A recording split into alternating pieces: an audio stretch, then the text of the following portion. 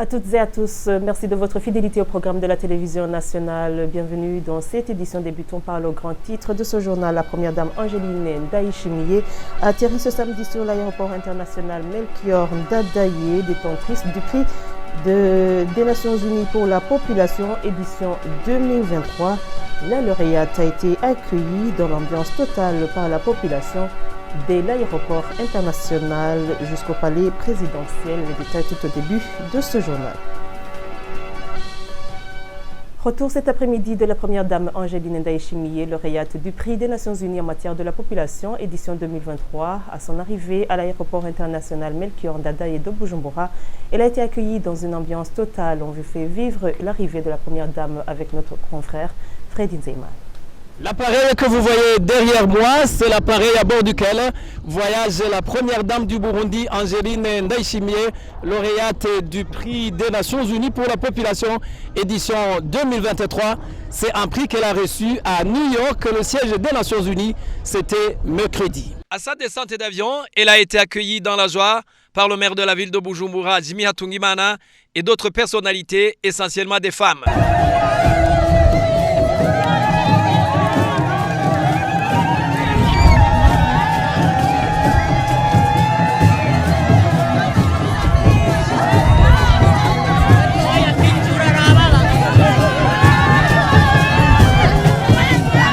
Les groupes d'animation culturelle, dont les célèbres tambourinaires, n'ont pas manqué au rendez-vous.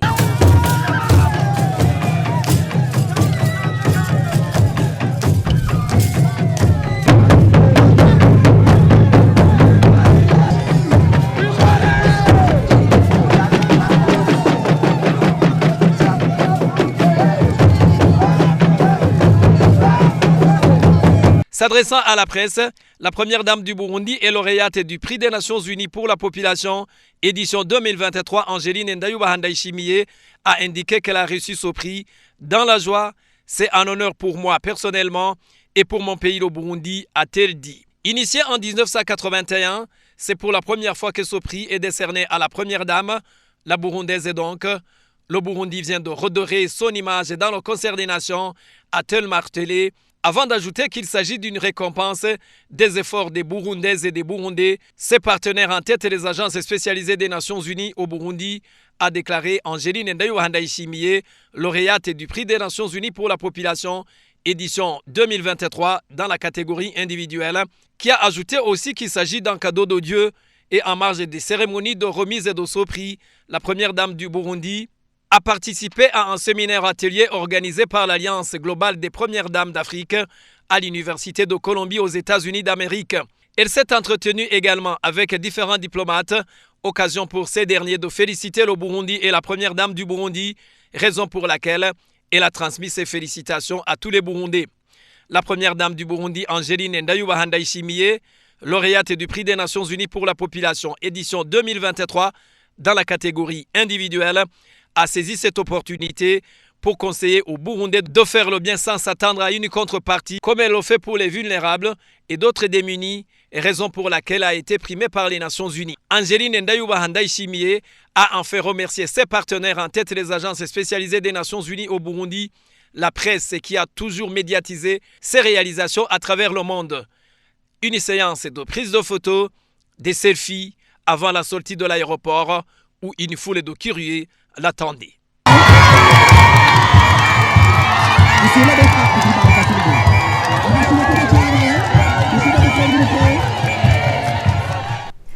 Comme vous venez de le voir dans différents endroits de la capitale économique, Bujumbura, la lauréate du prix des Nations Unies pour la population, a été accueillie avec de longues et brillantes acclamations dès l'aéroport jusqu'au palais présidentiel. Les détails avec Diomede Hategekiman.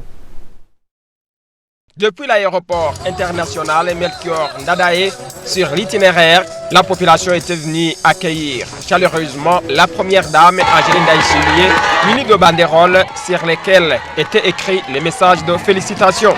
Au rond-point se trouvant près de Chanik, qui l'attendait impatiemment, on fait savoir qu'elles sont fières de la première dame Angeline Ndaïchimiye. Au rond-point connu sous le nom des Nations Unies, à côté du marché de Kotebu, c'était le même scénario. L'accueil très chaleureux s'est observé à la gare du Nord. Certaines personnes étaient en tenue semblable sur lesquelles il y avait une photo de la première dame.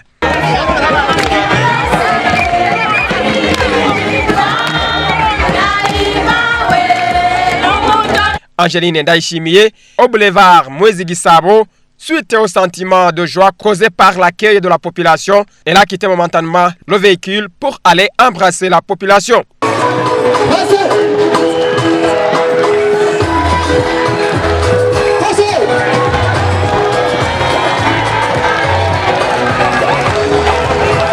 Depuis le pont national de Nahangwa jusqu'à l'université du Burundi, la population s'était rangée pour accueillir la première dame.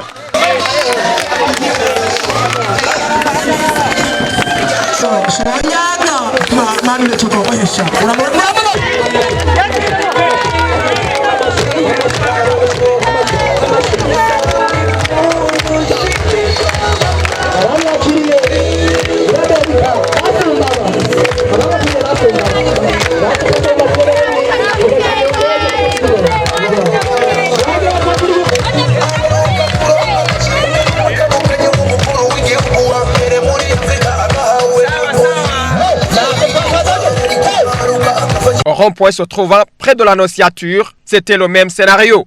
Arrivé au palais,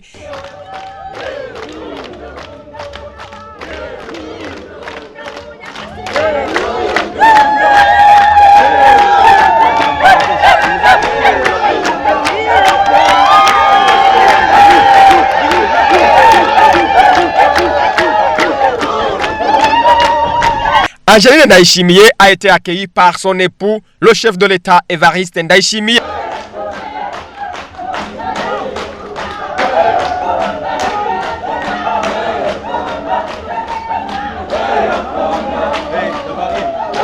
Après l'accueil par le chef de l'État, la famille présidentielle s'est dirigée vers une maison de prière pour prier en vue de rendre grâce à Dieu.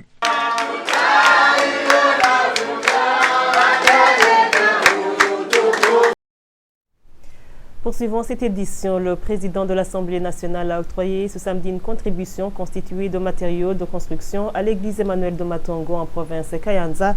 Cette contribution était composée de 150 sacs de ciment et 45 fers à béton ainsi qu'une somme d'1 million de nos francs. Les détails avec Zeno Hatungiman.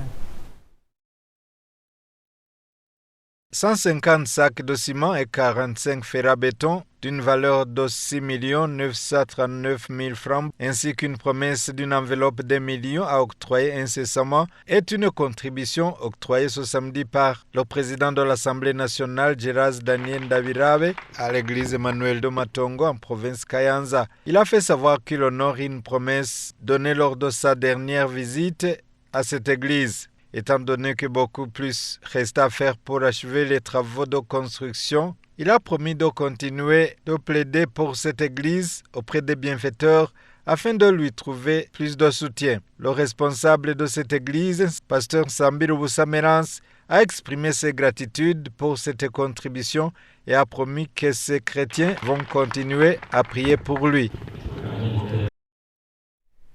Le président du Sénat tranquillise que les notables collinaires vont être soutenus dans la mission leur assignée. Il a dit vendredi lors d'une réunion qu'il a tenue avec les administratifs de la commune Rutovu de la province Wuludi. Le point avec Franck-Ernest Ndiki. Au cours de cette réunion, le président du Sénat, Emmanuel Sinzohagera, a recueilli différentes préoccupations de la population de la commune Rutovu en province Wuludi. Aux différentes questions sur la justice, surtout les conflits fonciers, le président du Sénat a exhorté les administratifs, à commencer par le gouverneur, à faire des descentes sur terrain autant que se peut pour réconcilier la population en litige. Il a aussi indiqué que le Sénat a demandé à ce qu'il y ait un seul magistrat lors du jugement dans un procès en vue de détecter les cas de corruption éventuels. Concernant les notables collinaires qui n'ont pas de motivation et les bureaux pour accueillir la population, le président du Sénat a tranquillisé. Dans le budget annuel exercice 2023-2024, le gouvernement a prévu à intéresser les notables collinaires pour qu'ils puissent travailler avec motivation, a-t-il souligné.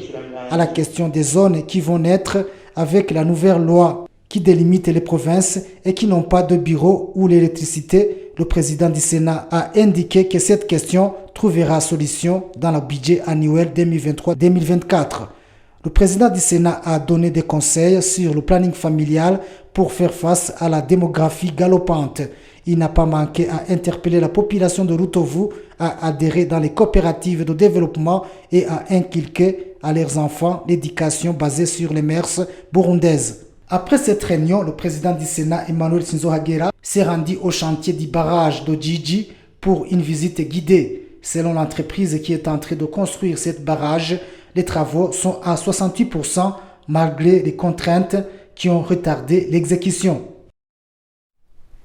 Page travaux communautaires à présent, le président du Sénat Emmanuel Sinzo Hagera exhorte les natifs évolués à contribuer au développement de leur communauté natale.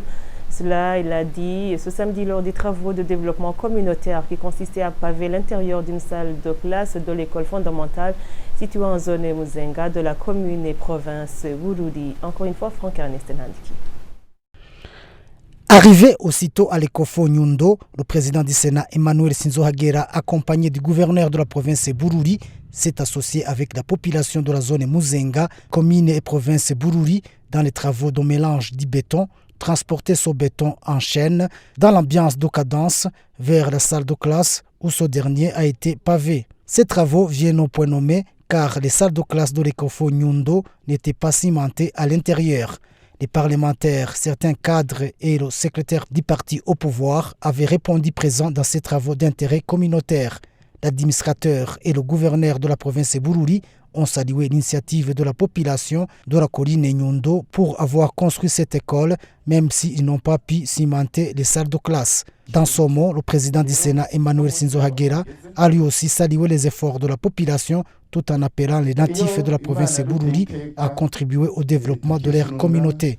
En guise de prêter main forte aux efforts de la population, le président du Sénat a promis d'octroyer 50 ciments de sacs pour le compte du Sénat burundais et 20 sacs de ciment pour son compte personnel. Le numéro 1 du Sénat a profité de l'occasion pour interpeller les habitants de la zone Muzenga, surtout les parents, à donner l'éducation à leurs enfants basée sur les mœurs et la culture burundaise.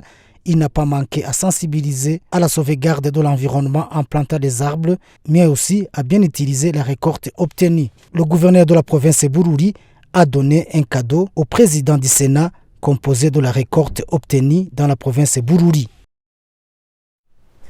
Le deuxième vice-président de l'Assemblée nationale, Abel Gachatsi, a effectué ce samedi les travaux communautaires en province Ngalo sur la colline Gatale, lesquels travaux consistaient à rassembler les pierres pour les acheminer au chantier du stade moderne de Gisozi. Marius Morilko.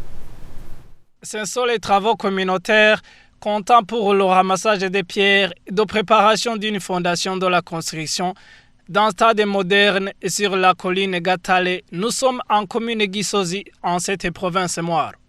Les forces de l'ordre, la population ainsi que les administratifs de cette province vaquaient à ces activités. Abel Gachatsi, deuxième vice-président de l'Assemblée nationale, a exhorté la population de cette province Moire à procéder aux arrosages dans cette période de saison sèche et à ne pas gaspiller leurs récoltes et surtout à bien encadrer les enfants en vacances. Abel Gachatsi, le deuxième vice-président de l'Assemblée nationale, a demandé aux natifs de Moalo à appuyer ce projet de construction de ce stade bientôt en chantier.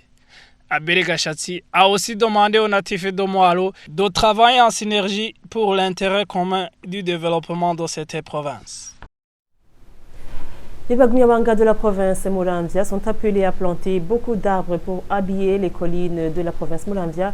C'est du moins l'appel lancé ce samedi par le secrétaire général adjoint Syriac Chemilimana. C'était lors des travaux de préparation des pépinières d'arbres dans la commune Lutegama et Gilles Mbazmouti. Les travaux auxquels le secrétaire général adjoint du CNDD-FDD Syriac Nshimirimana a pris part se sont déroulés dans la vallée de Rurenda, zone Mushikamo de la commune Rutegama, province de Muramvya, en compagnie de l'administration provinciale et des élus de Muramvya et les Bagumyabanga de cette province. Ils ont procédé à la préparation des pépinières et des plants d'arbres dans le cadre de la campagne du parti CNDD-FDD de la protection de l'environnement par la plantation d'arbres. En tout, le parti CNDD-FDD en province de Muramvya compte planter 2 100 000 plomb pour habiller les collines de la province. Le gouverneur de Muramvya, Diomède Nzabimana, a fait savoir que la population de Muramvya a fait sienne la protection de l'environnement, car au cours des 2 dernières années, aucun cas de feu de brousse n'a été observé dans toute la province. Une situation saluée par le secrétaire général adjoint du CNDD-FDD qui a appelé la population de Muramvya en général et les Bagumnyabanga en particulier à aller toujours de l'avant dans la protection de l'environnement. Il les a appelés à planter plus d'arbres, à tracer des courbes de niveau pour protéger le sol cultivable, la voie sûre pour augmenter la production, a ajouté Syria Kenshimirimana. Le secrétaire général adjoint du CNDD-FDD a de plus invité les Burundais à développer la culture du café, source de devises, mais aussi que chaque ménage ait au moins 2 avocatiers pour que dans l'avenir, il puisse être aussi une culture d'exploitation. Du moment que la production a été bonne, il n'a pas manqué d'appeler à une bonne gestion des récoltes. L'association Ministère africain de compassion, MAC en sigle, a organisé ce samedi un séminaire à l'endroit des couples des leaders religieux. Le représentant légal de l'association Ministère africain de compassion, Aimé Pascal Ndouimana, a annoncé que la séance a été organisée dans le cadre de sensibiliser les couples sur différentes actions pour consolider les foyers. Reportage signé Pascazi Atungimana. Ce séminaire organisé ce samedi par l'association Ministères africains de compassion MAC en sigle était destiné à 150 couples des leaders religieux. Le représentant légal de MAC, évangéliste Aimé Pascal Ndouimana, a indiqué que d'après les enquêtes menées par MAC, il s'observe ces jours-ci beaucoup de divorces, y compris les foyers des leaders religieux. C'est pour cette raison qu'ils ont organisé cette séance d'enseignement à l'endroit de ces couples de leaders religieux en vue de les sensibiliser sur la façon dont ils peuvent consolider leur foyer. En se basant sur la parole de Dieu tirée dans l'épître de Paul aux Éphésiens chapitre 5 verset 23, le prédicateur du jour, apôtre Isdon Bayaraga, qui représente aussi la cellule des foyers au sein de cette association MAC, a indiqué que beaucoup de divorces sont liés à la pauvreté, le concubinage, la débauche et bien d'autres. Pour lui, les couples doivent être caractérisés par l'amour avant toute chose. Si les foyers sont consolidés, la paix règne dans le pays et le développement suit, a-t-il souligné. Les participants à ce séminaire ont eu aussi l'occasion de poser des questions en rapport avec les enseignements reçus et ont émis des recommandations pouvant aider à communier les foyers qui ont des problèmes conjugaux. Précisons que de tels séminaires à l'endroit des couples et des leaders religieux vont être organisés 2 fois par an. Ainsi se referme cette édition. Merci de nous avoir tenu compagnie. Gardez fidélité au programme de la télévision nationale.